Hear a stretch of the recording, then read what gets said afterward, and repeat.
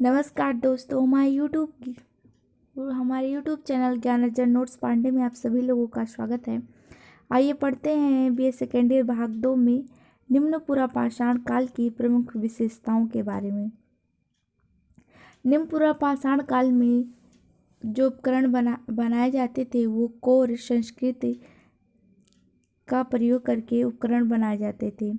इस समय के उपकरण को चापर चापिंग व बिदाड़ी नाम दिया गया।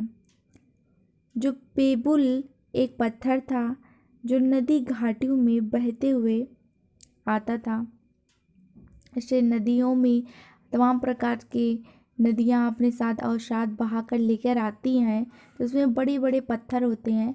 उन पत्थरों जो पत्थर नदियों द्वारा बहा कर लाए जाते हैं तो अनेक चट्टानों द्वारा उनके किनारों पर रगड़ आ जाती है और रगड़ के कारण वो गोल रूप धारण कर लेते हैं, जिसे हम पेबुल कहते हैं।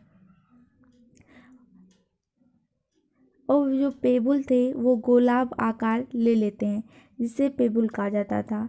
और जब हम ये पेबुल को तोड़ते हैं, यानी कि जब हम पत्थर को तोड़ते, पत्थर को पेबुल नाम दिया गया। जब हम इस पत्थर को तोड़ते हैं तो इसके किनारे के हिस्से अलग अलग हो जाते हैं। किनारे वाले हिस्से को फलक और जो बीच वाला पत्थर है उसे कोर कहते हैं। यही कोर से उपकरण बनाए जाते थे, जिन्हें चापर चापिंग व बिदाड़ी कहा जाता था। और इन्हीं उपकरणों के आधार पर निम्न पुरापाषाण को दो भागों में बांटा गया: चापर चापिंग संस्कृति और हैंडक्स संस्कृति। उत्तर भारत की संस्कृति को चापर चापिंग संस्कृति और दक्षिण भारत की संस्कृति को हैंडक्स संस्कृति।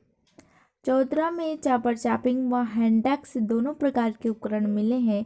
इसी कारण इसे उत्तर और दक्षिण भारत के मिलन का स्थल कहा जाता है।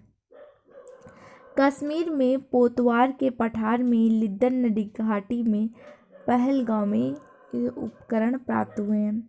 और राजस्थान के मरभूम के डिडवाना में, मध्य प्रदेश के भीमबेटका वाटी नरसिंहपुर में, उत्तर प्रदेश में बेलन नदी घाटी में। निम्न पुरापाषाण काल में जो मानव था वो अपने जीवन यापन करने के लिए कंदमूल फल पर ही निर्भर था। मानव जो था वो खाद्य संग्राहक के रूप में था। इसको कृषि का ज्ञान नहीं था और आग की भी खोज नहीं हुई थी।